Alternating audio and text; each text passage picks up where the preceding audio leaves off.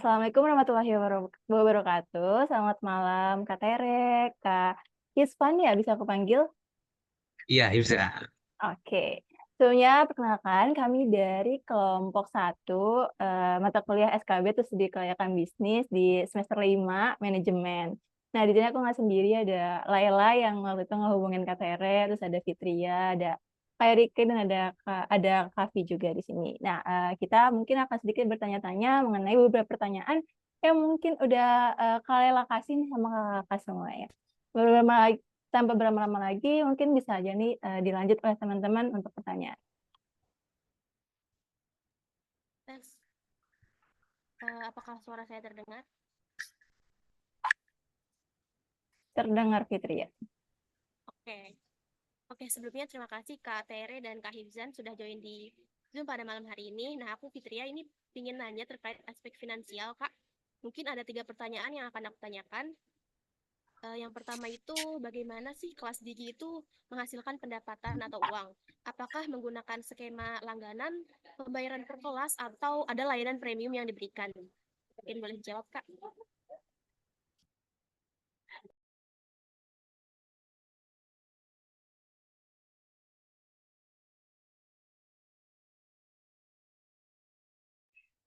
Mungkin boleh dijawab sama Kak Ipcon.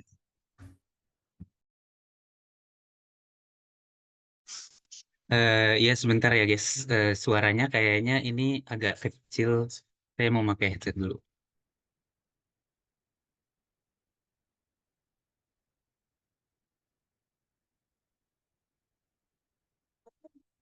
Halo, tes tes. Suaranya masuk nggak ya? Masuk, Kak. Oke, ya tadi gimana pertanyaannya? Aku ingin nanya bagaimana kelas gigi itu menghasilkan pendapatan, Kak? Apakah ada skema langganan, pembayaran per kelas, atau ada layanan premium? Oke, mungkin saya izin menjelaskan dari awal dulu gitu ya.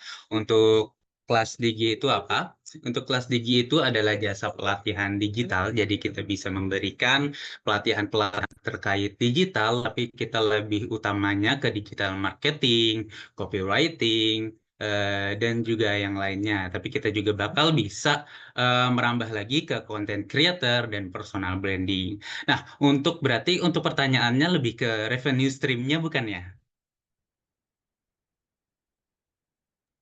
Iya, betul, Kak. Oke, revenue stream-nya kita untuk saat ini kita ada 3 revenue stream. Jadi yang pertama ada kolaborasi. Ya, kolaborasi itu kita ke berbagai pihak, ke instansi, ke universitas, ke sekolah, dan juga ke organisasi-organisasi siswa dan juga mahasiswa.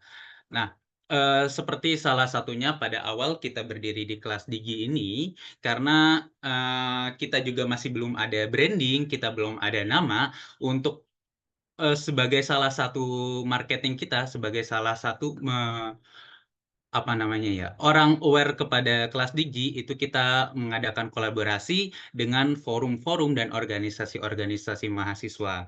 Yang pertama kali salah satunya adalah kita berkolaborasi dengan FOSEI, Forum Silaturahmi Ekonomi Islam di seluruh Indonesia. Jadi di mana itu adalah forum ekonomi Islam terbesar di Indonesia. Nah, selanjutnya yang kedua kita mengadakan webinar, seminar, dan juga bootcamp sendiri. Yang ini di mana kita mengadakan sendiri, kita merancang sendiri, kita juga yang mencari untuk pembicara-pembicaranya. Nah, kita ada 2 skema untuk pembicara. Yang pertama adalah pembicara dari kelas Digi itu sendiri, dari tim-tim kelas Digi. Biasanya kita mengadakan untuk dari tim kelas Digi untuk pembicaranya itu ada digital marketing, personal branding, keuangan, dan juga graphic design.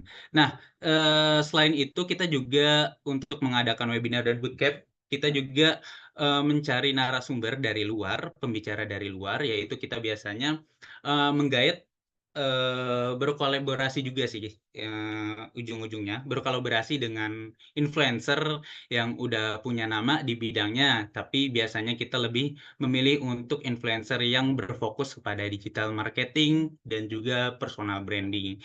Karena sesuai dengan lini bisnis dari kelas Digi itu sendiri, kita akan berfokus pada dunia digital, lebih tepatnya digital marketing. Nah, terus yang ketiga revenue stream kita itu kita menyediakan pembicara-pembicara ke webinar yang membutuhkan pembicara. Salah satunya adalah kemarin banget, 3 minggu yang lalu atau 2 minggu yang lalu gitu, kita diundang dari Smashup untuk menyuplai pembicaranya gitu. Jadi kita ngasih pembicara kepada Smashub tersebut dan kita sudah ada kontrak. Bukan kontrak juga sih, perjanjian gitu.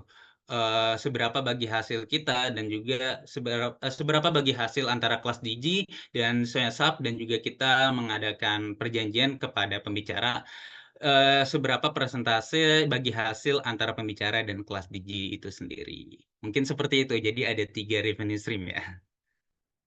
Oke, Kak. Jadi mungkin kayak B2B dan B2C ya, Kak? Iya, kita main kedua itu. Untuk awal-awal emang kita kan udah 2 tahun ya. Sekedar cerita aja, untuk setahun sebelumnya itu masih berfokus kepada B2C. Dan tapi untuk kedepannya nanti bakal kita lebih fokus kepada B2B-nya. Seperti itu. Oke, baik, Kak. Mungkin pertanyaan kedua nih, Kak. Kira-kira berapa sih, Kak, estimasi dari biaya operasional bulanan yang dikeluarkan oleh kelas Digi setiap bulannya? Misalkan untuk Oke, pembayaran untuk internet gitu, dan mm-mm. sebagainya gitu. Oke, untuk biaya-biaya operasional itu mungkin bisa dibilang minim ya. Emang kita juga udah compare dengan beberapa lini bisnis yang hampir sama, core bisnisnya yang hampir sama kayak kita. Itu mempunyai biaya operasional yang lumayan rendah gitu ya. Karena kita itu istilahnya bisa jalan tanpa modal. Karena ya yang tadi saya bilang revenue stream kita dari kolaborasi, jadi kita bisa memangkas nih biaya-biaya operasional. Mungkin kalau tadi pertanyaannya perkiraan biaya operasional ya. Betul, Kak. Estimasi biaya operasional itu karena saya sendiri bagian keuangan, jadi menyesuaikan dengan pendapatan yang akan kita hasilkan. Istilahnya biaya operasional itu untuk investasi bagaimana kelas Digi ini mengadakan webinar, bootcamp, atau kolaborasi yang lainnya gitu. Jadi untuk estimasinya itu tergantung, lebih ke variabel, lebih ke biaya variabel. Eh, apa namanya, tergantung dengan apa yang akan kita hasilkan gitu. Jadi nggak semestinya per bulan itu harus segini, biaya internet segini, enggak. Karena kita lebih fleksibel aja. Tapi kira-kira, Kak, aku penasaran nih, kelas Digi itu nyediain Mm-mm. platform online-nya gitu nggak sih, Kak? Kayak kelas online, ada aplikasinya gitu. Kelas online. Nah, untuk kita sekarang lagi ingin merancang pertama di website dulu ya. Karena kita bertahap, kelas Digi ini baru 2 tahun, untuk pertama-tama untuk 2 tahun awal ini untuk membangun website, dan sudah ada websitenya, bisa dibuka www.kelasdigi.id. Nah, itu nanti akan menjadi apa ya namanya ya, learning gitu. LMS, seperti LMS. Jadi bagi peserta-peserta yang ingin menjadi peserta kelas Digi bisa langsung memesan di website tersebut. Tapi untuk sekarang masih dalam tahap maintenance dan juga tahap pengembangan. Untuk sekarang bagi yang peserta yang sudah membuka website itu akan diarahkan ke WA gitu.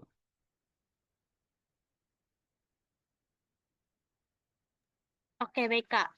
Terus nih, selanjutnya tuh apakah ada cara khusus yang dipakai untuk melihat kondisi keuangan seperti membandingkan untung dan rugi? Apakah menggunakan laporan keuangan biasa atau ada khusus gitu, Pak?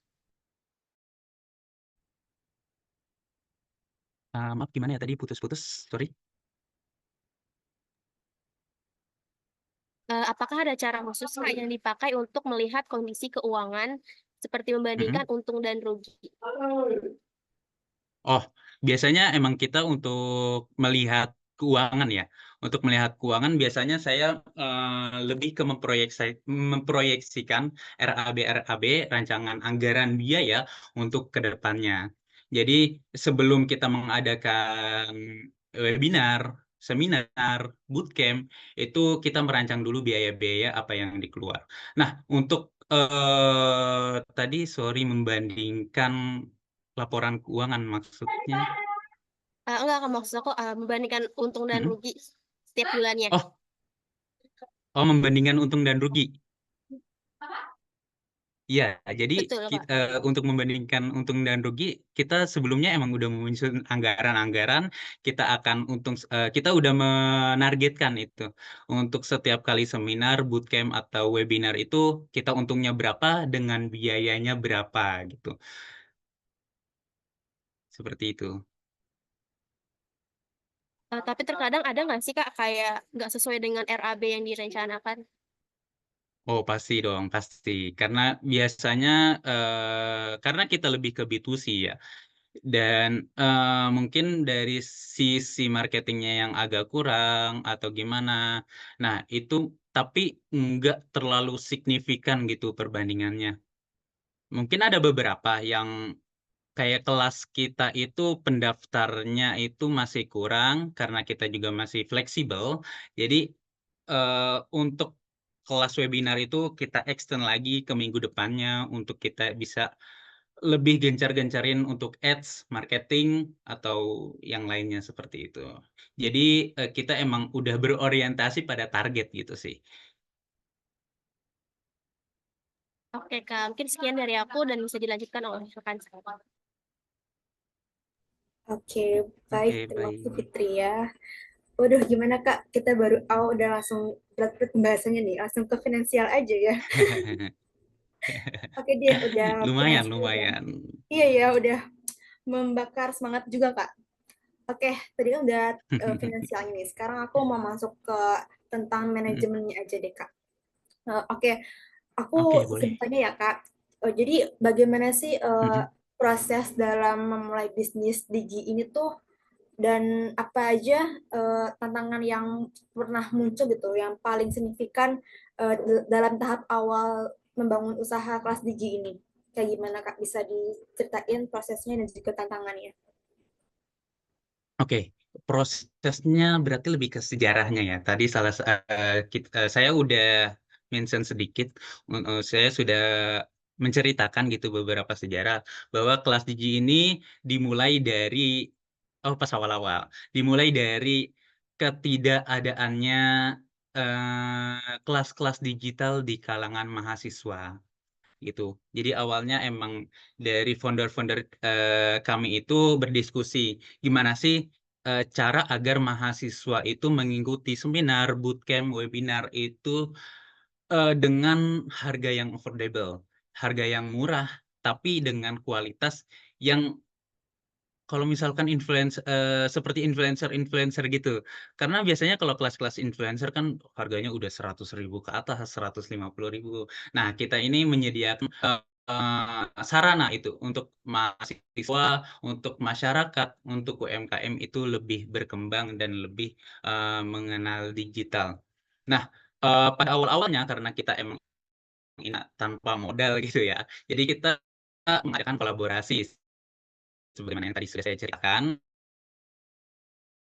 dari kolaborasi untuk membangun awareness dan juga untuk mendapatkan revenue untuk keberlangsungan kelas Digi. Setelah kita melakukan kolaborasi, kita melakukan seminar-seminar, mengadakan seminar-seminar gratis, webinar gratis gitu kepada kalangan mahasiswa, UMKM, dan juga siswa-siswa. Nah, setelah itu barulah ketika nama kelas Digi ini naik, kita baru merangkul influencer-influencer yang sudah hype pada bidangnya seperti Salah satunya adalah Faris Firkianto, dia mempunyai followers itu 100.000 ke atas, dan dia spesialisasi di digital marketing. Jadi kita gaet, kita collab bareng dengan sistem bagi hasil. Nah, ketika collab itu adalah sebagai titik apa namanya tertinggi gitulah, yang membawa kelas Gigi ini lebih berkembang karena dari powernya si Mas Faris ini. Nah, setelah itu barulah ketika kita punya, wah kelas Gigi ini mempunyai nama di kalangan mahasiswa, di kalangan siswa juga, dan juga di kalangan beberapa institusi. Nah, barulah kita mengadakan bootcamp dan juga membangun relasi dengan berkolaborasi juga dengan pihak-pihak luar gitu. Nah, terus tadi untuk pertanyaannya manajemen tantangan ya, tantangan. Tantangannya dalam Mungkin membangun kelas Digi saat awal-awal pembuatan bangunnya. Oke, mungkin tantangan terbesarnya adalah pembagian waktunya. Dari manajemen internalnya gitu ya. Karena kita ini masih mahasiswa pas awal-awal waktu itu. Jadi masih agak lumayan nih bagi-bagi waktunya. Kapan nih kita harus ngumpul, kapan ini kita harus membicarakan kelas tinggi, kapan kita harus rapat juga. Nah, setelah beberapa lama kita juga mempunyai kesibukan masing-masing di kegiatan-kegiatan yang berbeda gitu. Jadi untuk menyatukan jiwa, untuk menyatukan rasa, untuk menyatukan semangat, kita berkomitmen untuk hampir setiap kali weekend kita akan mengadakan rapat, maupun itu rapat secara offline atau rapat secara online gitu. Jadi minimal 1 minggu sekali kita akan mengadakan rapat. Nah, untuk tantangannya seperti itu, kita lebih ke manajemen internalnya gitu, karena punyai waktunya masing-masing dan belum terlalu fokus untuk kelas Digi. Nah, terus tantangan kedua yaitu karena kita juga mahasiswa dan baru beberapa dari founder dan co-founder ini baru pertama kali punya bisnis yang mungkin udah sebesar ini, bisa dibilang gitulah. Jadi masih belum punya pengalaman yang lebih gitu dibandingkan kompetitor-kompetitor. Karena kompetitor-kompetitor kita juga lumayan besar ya, apalagi ini dunia digital. Dunia digital itu kalau misalkan mau buat aplikasi, mau buat website atau yang lainnya itu harus punya modal yang lumayan besar gitu. Mungkin tantangannya itu, ada 3 tantangan seperti itu. Oke, Kak, baik. Jadi waktu proses pembuatan kelas Digi ini ya cukup makan waktu yang lama juga ya, Kak, dari prosesnya hingga memperkenalkan adanya kelas Digi ini.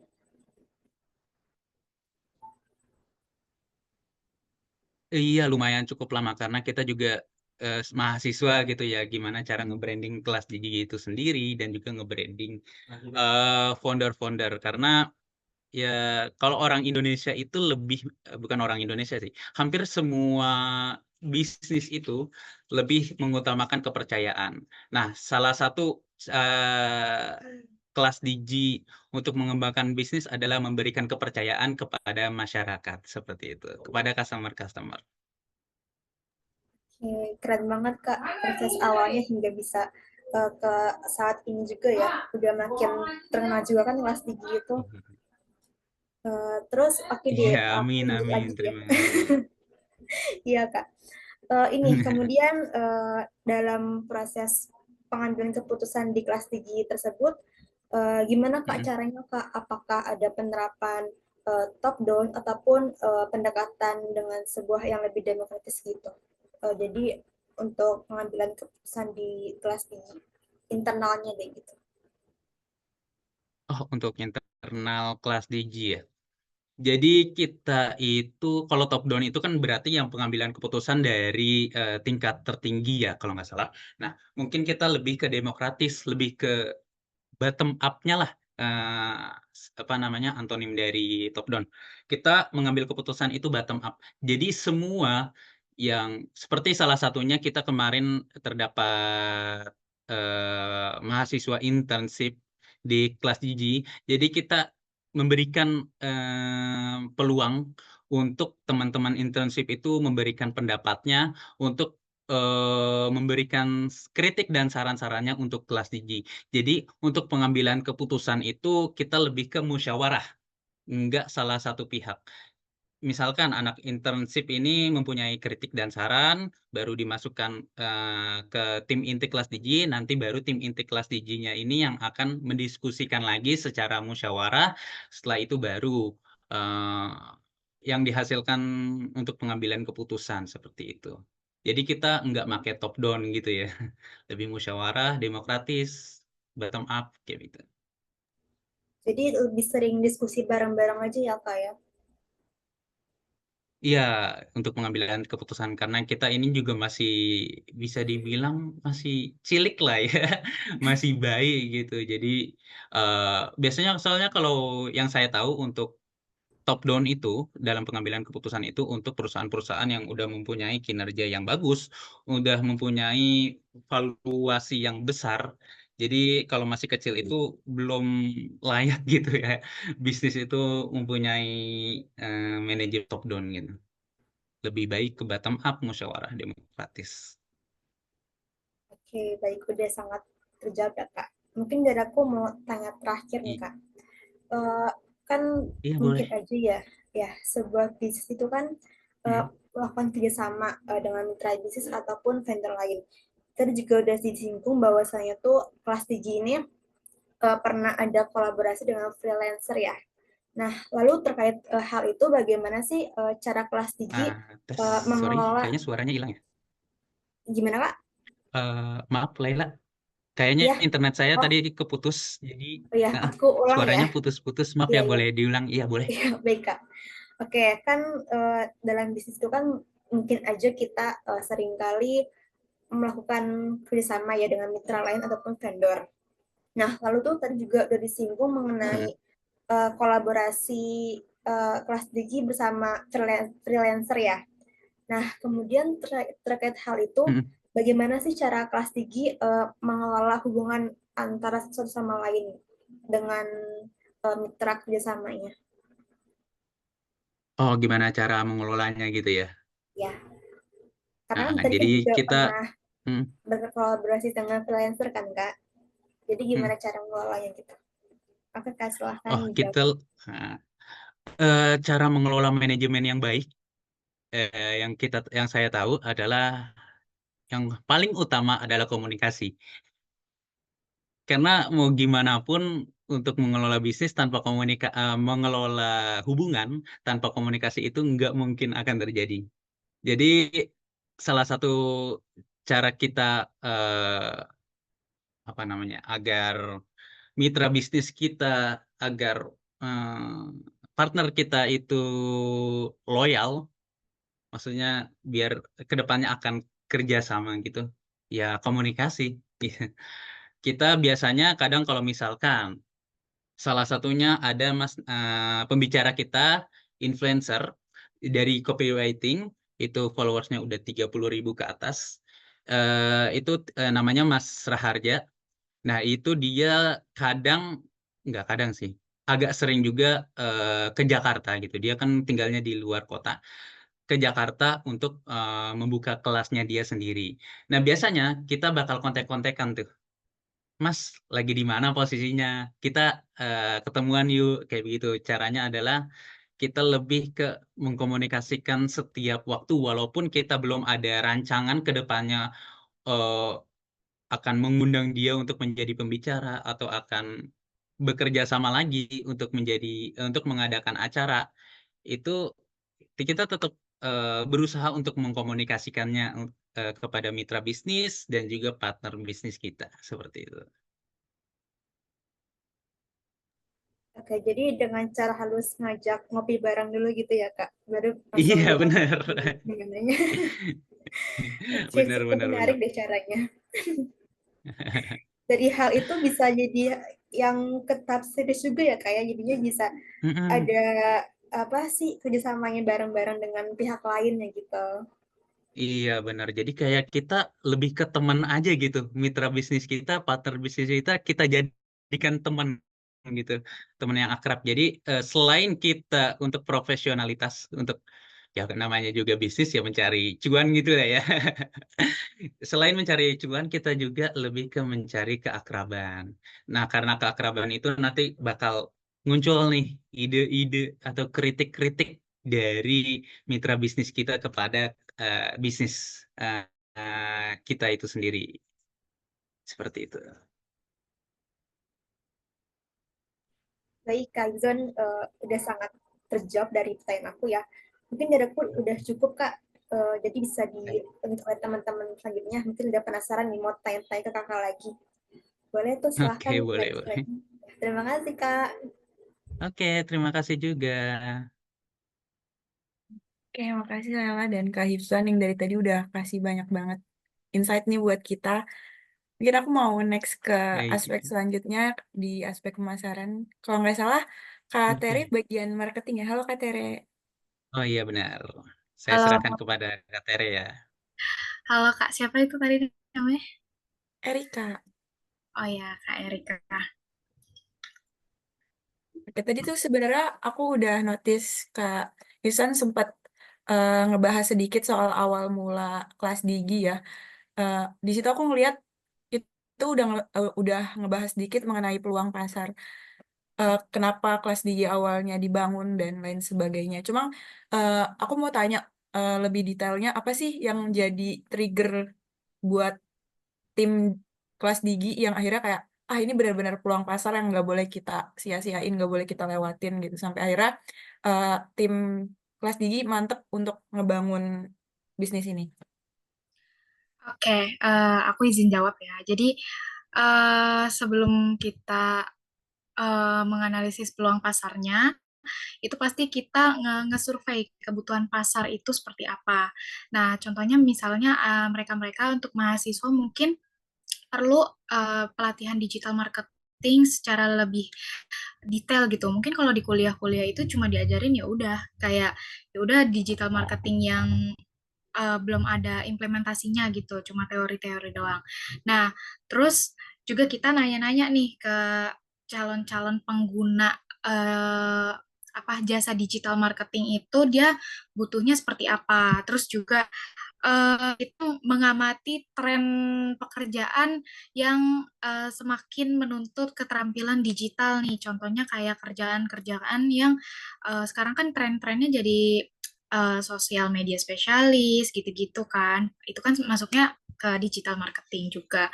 Nah, terus hal-hal yang kayak gitu. Jadi mahasiswa tuh kadang butuh tempat untuk belajar kayak gitu, cuman nggak tahu tempatnya di mana. Makanya kelas DJ hadir buat eh, apa ya solusi untuk mereka semua.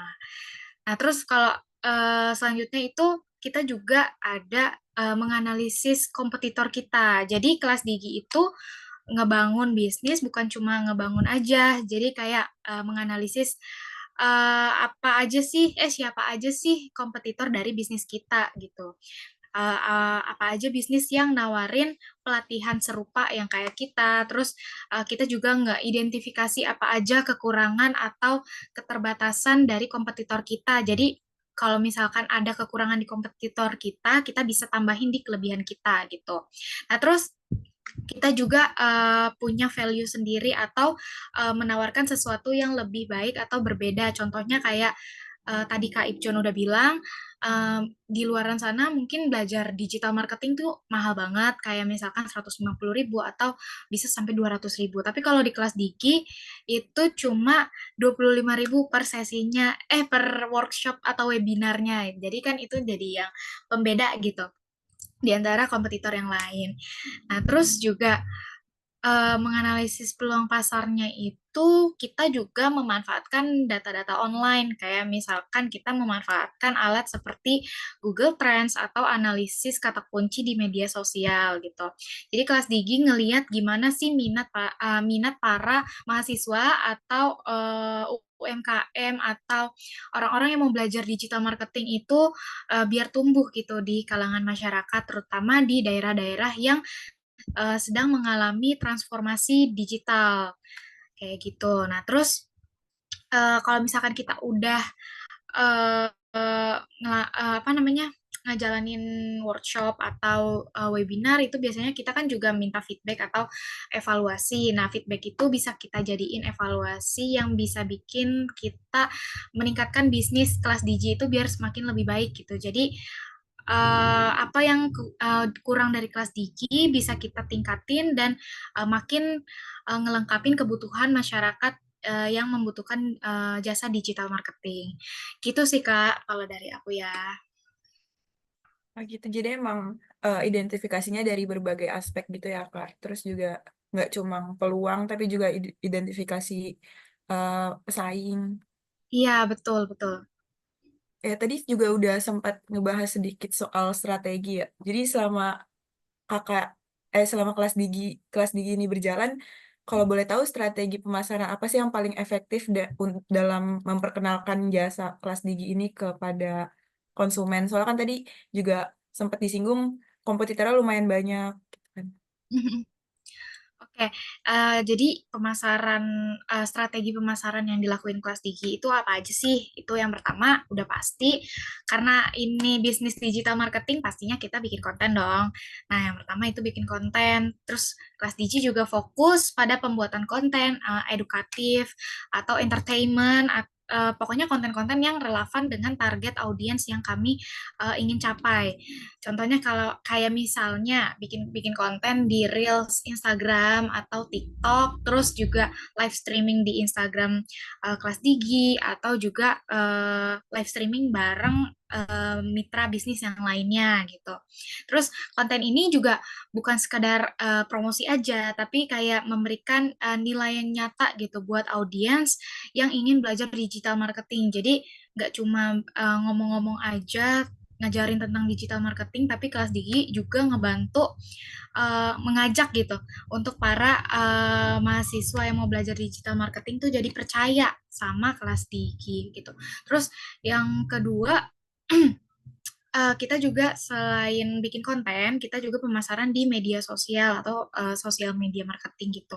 Jadi kita juga ngegunain platform seperti Instagram, LinkedIn, YouTube, atau platform website gitu untuk berbagi tips seputar digital marketing, terus juga testimoni dari peserta yang ngambil-ngambil kelas kita itu kayak apa, terus juga kita share-share buat komunitas di grup WhatsApp gitu. Jadi peserta yang udah pernah join atau pernah ikut kelas kita itu nggak abis ikut webinar abis itu udah bubar gitu. Jadi kita kayak ngebentuk komunitas dan juga kayak ngejalin silaturahmi satu sama lain kayak bagi-bagi informasi dan lain-lain gitu. Terus kita juga strategi pemasarannya itu melalui influencer dan affiliate marketing. Contohnya kayak tadi Kak Ipjun udah bilang itu sama Mas Faris Firkianto itu kan beliau influencer yang followersnya udah lumayan gede ya. Jadi kami juga kerjasama sama beliau dan beberapa influencer lainnya yang ahli di bidang digital marketing atau bisnis digital. Jadi hal-hal ini tuh ngebantu kita untuk memperluas jangkauan kita, audiens kita melalui orang-orang yang udah memiliki pengikutnya banyak, terus juga udah memiliki banyak relasi. Jadi nggak cuma melalui Instagram kita aja, jadi kita bisa lewat influencer-influencer lainnya gitu. Terus kita juga menggunakan iklan berbayar atau paid paid ads gitu.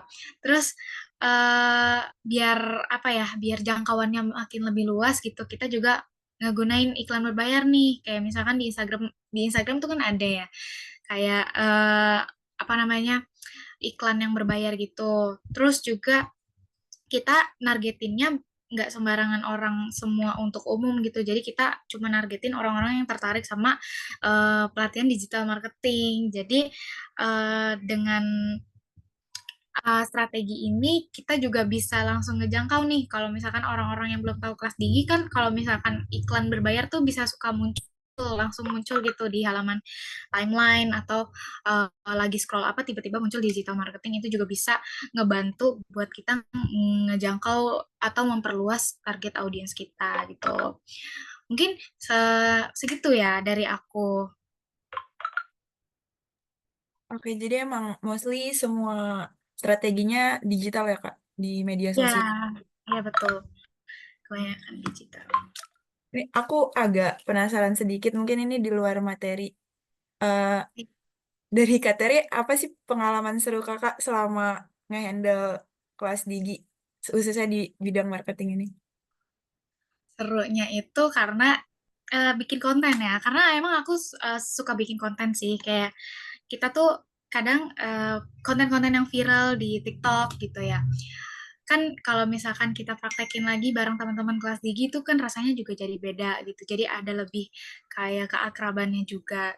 Itu serunya. Terus juga kalau lagi konten itu kita selalu ngumpul terus selalu dibayarin gitu sama si Kak Ijon gitu. Kan dia ke keuangan. Jadi kayak iya nih kalau misalnya mau bikin konten kita bayarin gitu-gitu.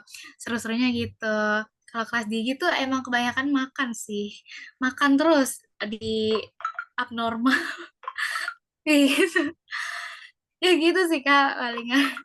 Jadi waktu bikin konten sekalian bonding gitu ya, Kak? Quality. Iya betul. Betul quality time. Oke, ini masuk ke pertanyaan terakhir. Kalau tadi udah strategi, udah identifikasi masalah, itu identifikasi peluang.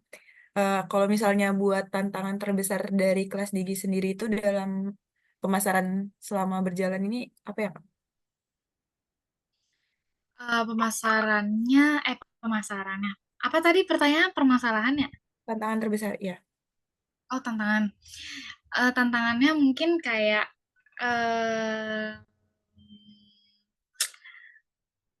persaingan semakin padat ya. Mungkin banyak bisnis-bisnis lain yang udah mirip-mirip nih kayak kelas Digi. Bahkan mungkin ada yang udah pengen menyaingi kelas Digi lah atau lebih bagus dari kelas Digi. Nah, itu sih tantangannya. Terus ya cara mengatasinya kita kayak itu sih yang tadi aku bilang kayak ningkatin value kita. Jadi apa yang mereka nggak punya, kelas Digi tuh ada gitu.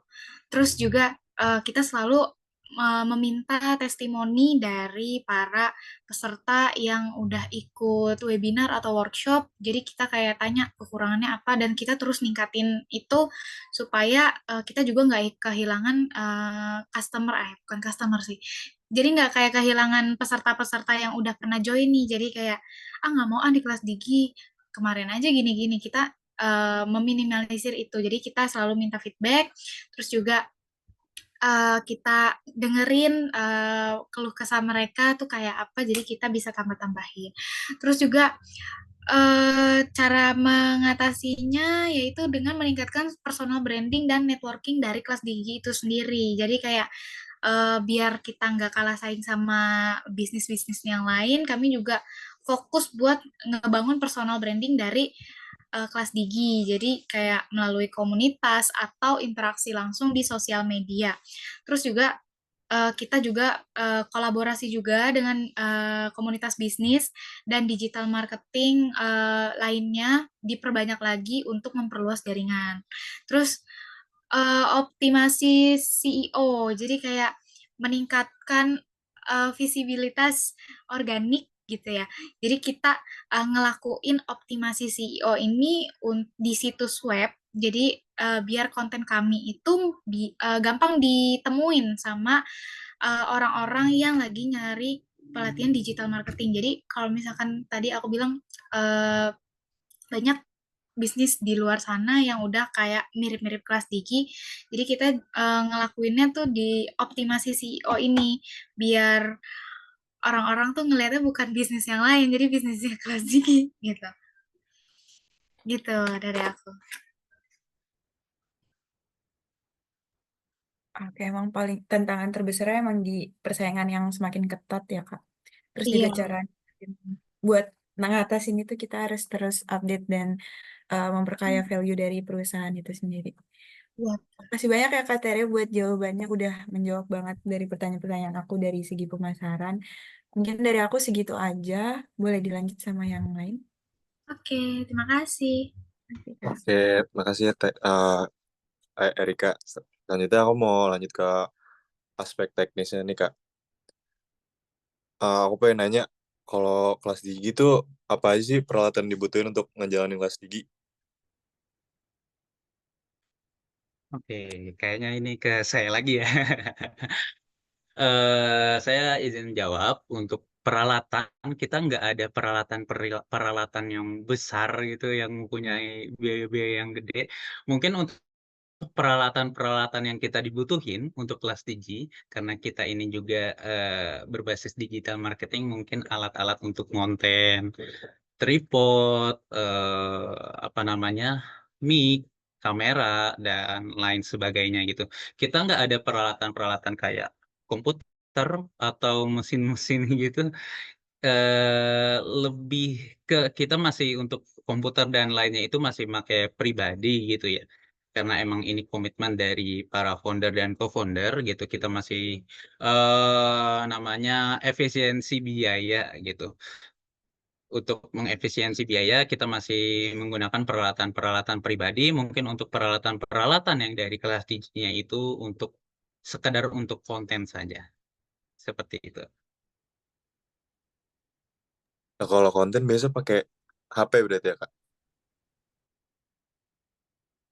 eh kita ada dua, pakai HP dan juga pakai kamera. Seperti Oh. itu. Nah, aku Nah, mau lanjut ke pertanyaan selanjutnya ya Kak. Uh, ada nggak sih hambatan boleh. teknis yang hambat jalannya kelas gigi? Hambatan teknis yang menghambat kelas digi. Kalau sejauh ini sih nggak ada ya, kalau untuk teknis ya, untuk menghambat. Mungkin paling dominan itu cuman pada hambatan pada saat kita mengadakan webinar, seminar atau yang lainnya gitu. Kadang ada beberapa yang kita misalkan kalau misalkan dari kelas Digi sendiri yang mengadakan webinar, seminar atau yang lainnya mungkin yang menghambat itu karena kita masih online gitu ya. Menghambat itu dari internetnya gitu, yang tiba-tiba internetnya mati kah atau yang tiba-tiba internetnya nge-lag gitu. Nah, terus yang kedua, kalau misalkan dari segi kolaborasi yang menghambat mungkin dari ketidakjelasan pihak yang ingin berkolaborasi kepada kita, pihak mitra kita gitu, yang tiba-tiba membatalkan acara atau yang tiba-tiba menghilang gitu saja karena ada juga yang tiba-tiba menghilang. Mungkin seperti itu untuk teknisnya ya.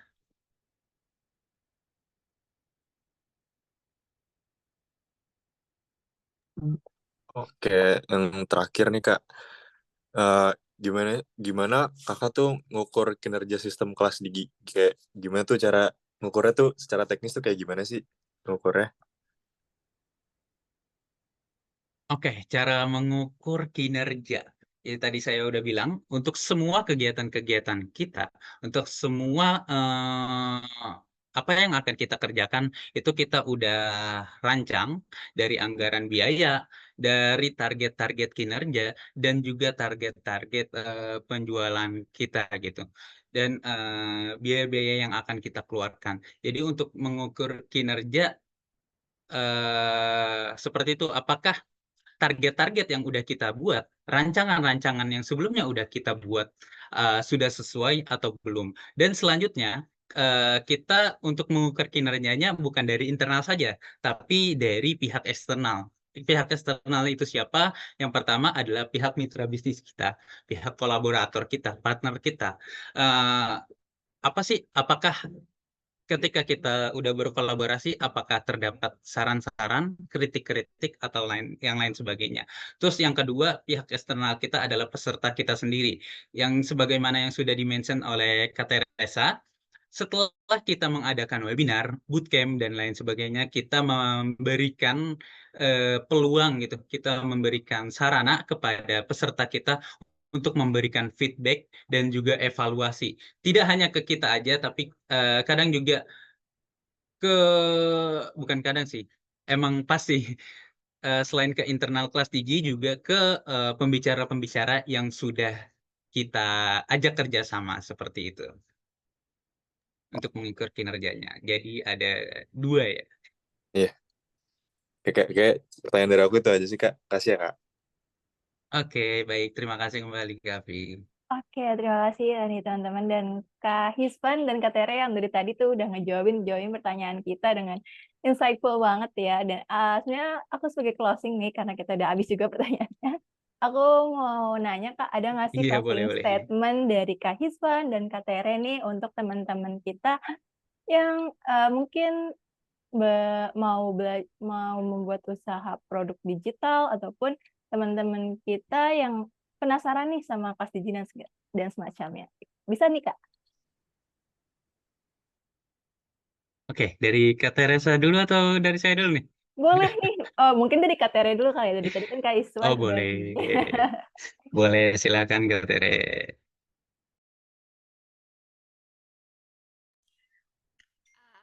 Apa tadi pertanyaan? Closing statement nih Kak Tere. Buat teman-teman yang nonton, karena kan kita nih wawancara ini akan di-upload di YouTube nih Kak. Oh, oke. Closing statementnya palingan dari aku, bisnis digital itu bisnis yang walaupun modalnya nggak banyak, tapi bukan bisnis yang gampang gitu ya. Karena kita juga banyak, ya ibaratnya kayak kalau misalkan bisnis makanan, siap-siapin makanan, tapi kalau misalkan bisnis digital ini banyaklah perlu tools-tools yang harus kita tahu gitu. Jadi bukan nggak boleh gaptek sih, kayak harus update terus sama teknologi ya sekarang ini gitu. Terus juga apa lagi ya? Dari Jan sih.